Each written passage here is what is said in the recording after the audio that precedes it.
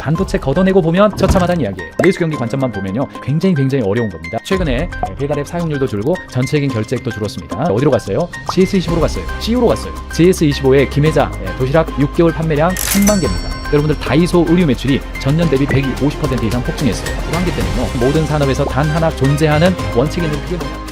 한국 경제가 호황기입니까? 불황기입니까? 방금 전에 CEO 레이더 시간에서 반도체 활황 이야기를 했습니다만 실제로 거기에 해당되는 비즈니스는요 전체 매우 일부에 해당됩니다. 저와 여러분의 대부분의 어떤 비즈니스는요 반도체 경기를 타고 있지 못합니다. 매수죠. 반도체 착시가 있는 겁니다. 2026년 1분기 우리 1.7% 성장했어요. 문제는 뭐냐? 반도체 걷어내고 보면 처참하다는 이야기예요. 코스피에서요 절반이 딱 50%가 현재 삼성전자와 SK하이닉스잖아요. 코스닥 시장을 보면요 돈 빠져나갔습니다. 이거 이른바 우리 박수 쳐주고 낙수 효과가 있다 이렇게 하는데 반도체의 낙수 효과는 굉장히 제한적입니다. 그러니까 저는 이게 정부 부채, 기업 부채, 자영업 부채, 그리고 가계 부채, 그리고 청년들의 실업률, 노인들이 계속해서 일자리를 가져야만 하는 이런 상황, 반도체 딱 걷어내고 내수 경기 관점만 보면요 굉장히 어려운 겁니다. 제가 만나고 있는 언더백 기업들 무지막지하게 어렵다고요. 자, 근데 보세요.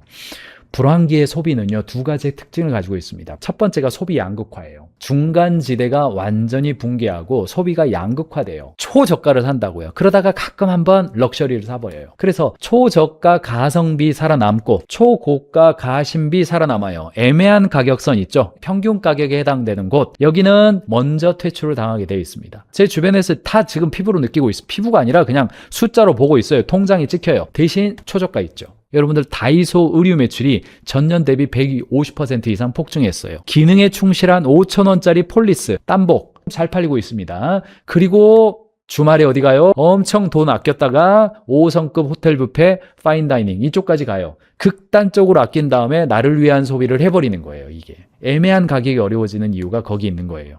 평균이 실종되는 거죠. 무슨 이야기입니까? 불황기 때는요 패션, 외식, 주거, 여행 일반 국민들이 체감하는 모든 산업에서 단 하나 존재하는 원칙이 있는데 그게 뭐냐? 초저가 생존하고 초고가 생존한다. 패션에서 다이소, 폴리스 잘 팔리고 있다. 편의점 도시락 잘 팔린다. 코리빙 90%까지 간다. 50만원짜리 이하의 일본 여행 잘 팔린다. 동시에 명품 오픈런 하죠. 호텔 예약 잘합니다. 평당 1억의 하이엔드 완판되고 있고요. 네, 초고가 여행도 잘 돼요.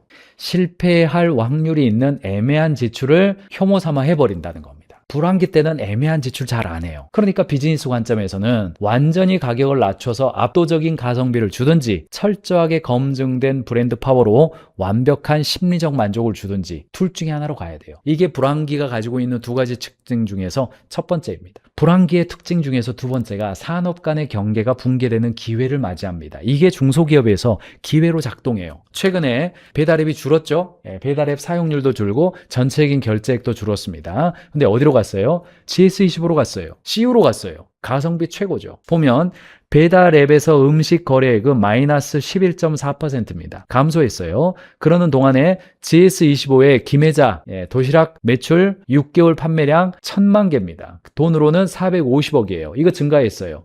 사람들이 배달비를 깎는 데 혈안이 되어 있을 때에 고객은 아예 배달을 포기하고 편의점으로 슬리퍼 끊고 들어가서 그거 사오는 거예요. 점심 때 그거 먹는 겁니다. 집에서 주말에 그거 먹는 거예요. 그러니까 배달앱의 경쟁자는 다른 배달앱이 아니라 편의점인 거예요. 비슷한 예로 골프장과 골프웨어, 테니스, 마라톤을 이동했어요. 골프웨어 매출이 마이너스 10에서 15%고요. 제주도 골프장 내장객이 마이너스 10%입니다. 러닝화 시장은 1조 원을 돌파했어요. 러닝 무지막지하잖아요. 이게 같은 스포츠 안에 있기는 하지만은 다른 카테고리에 이동하고 있다는 거예요. 지금 불황기가 됐기 때문에 나의 고객을 뺏어가는 경쟁자는 산업 내의 경쟁자가 아닌 경우가 굉장히 많습니다. 외식, 유통, 스포츠, 주류, 금융, 은행, 진짜 경쟁자는 어디에 있는 거냐면 다른 산업, 인접 산업에 있어요. 고객이 나에게 왔던 시간과 나에게 썼던 돈을 지금 어디다 쓰고 있는지 잘 봐야 됩니다. 사업을 할까요? 계속 직장생활 할까요? 특별히 후배들이 저를 찾아와서 이야기를 하면 세 가지 이야기를 해요. 통상 저 개인적인 통찰입니다. 첫 번째, 지식을 쌓을 수 있는 일을 해. 전문성 늘어나는 일을 해. 역량이 올라가는 일을 해. 그리고 하는 일에서 성공 경험을 쌓을 수 있는 일을 해. 실력을 쌓을 수 있는 일이란 뜻입니다. 두 번째,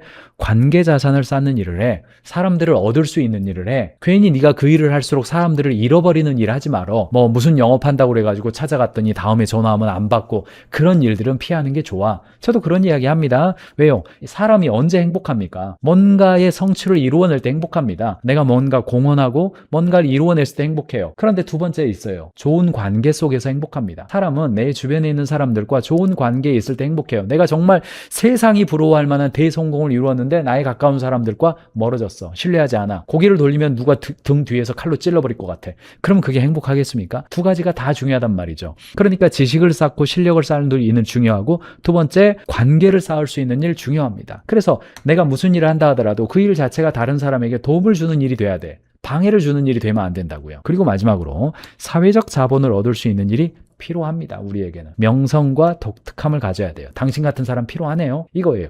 그래서 직장인들한테는 제가 뭐라 하냐면, 회사를 떠나도 내 것으로 남는 거예요. 내 실력 당연히 남죠. 관계 남죠. 그리고 내가 하고 있는 일 그걸로 계속 가도 되는 거죠. 아이언맨에서 이런 장면이 나오더라고요. 야, 수트 내놔. 수트 없이 저는 아무것도 아니에요. 이렇게 말해요. 그러니까 무심한 듯 로봇 다우니 주니어, 수트 없이 아무것도 아니면 더욱 가지면 안 돼. 야, 너무 멋진 말이었어요. 수트 없이 아무것도 아니라면 그 수트는 더욱더 가지면 안 돼. I am 아이언맨 할 수 있어야 돼. 자산이 회사의 것으로 남게 되는 것. 직원이 떠나도 회사의 것이 되는 것. 이게 이제 회사 관점이죠. 그래서 내가 열심히 일한다고 보상받는 게 아니라 가치의 교환이 되게끔 회사 입장에서는 자산이 남는 방식으로 이 불황기를 이겨나가야 된다는 겁니다. 우리 회사가 열심히 일했으니까 저희한테 세금 계산서 끊어주세요. 안 됩니다. 그거 안 돼요.